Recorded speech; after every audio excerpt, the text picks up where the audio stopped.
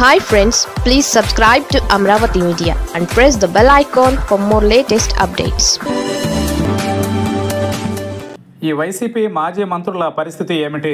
YCP ప్రభుత్వంలో 5 ఏళ్ల పాటు 2 దఫాలుగా దాదాపు 45 మంది దాకా మంత్రి హోదాను అందుకున్నారు.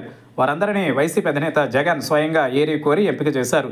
సామాజిక న్యాయం పేరుతో కొంతమందిని, అలాగే దిగ్గజ నేతలు అని, సీనియర్లు అని, యువత అని, మహిళలు, విద్యాధికులు అని ఇలా చాలా మందిని ఆయన మంత్రులుగా చేశారు.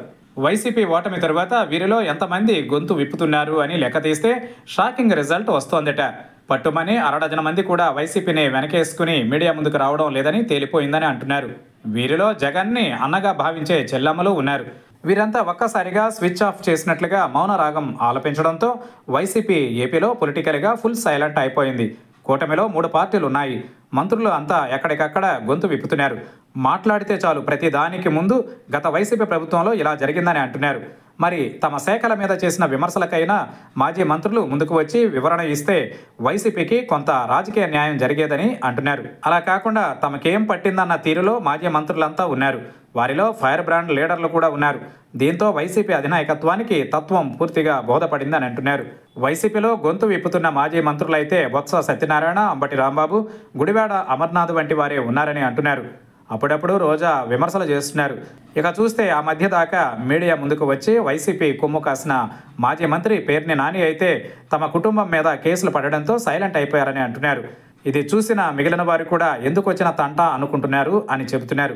ఇక వైసీపీ హయాంలో 2 మహిళలను హోంమంత్రులుగా చేసింది. మొదటి 3 ఏళ్లు మేకతోటి సుచరిత. ఇప్పుడు ఎక్కడ మాట్లాడడం లేదని అంటున్నారు. అసలు ఆమె పార్టీలో ఉన్నారా లేరా అన్నది కూడా ఒక చర్చగా మారుతోంది.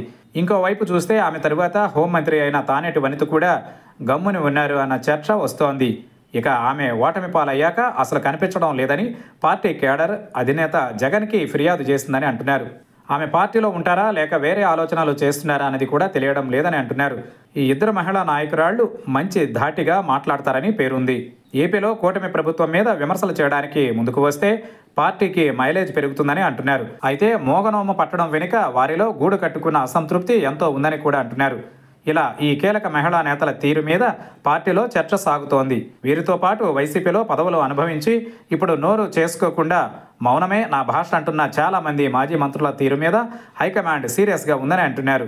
మరి ఏం చర్యలు తీసుకుంటారో చూడాల్సిందే.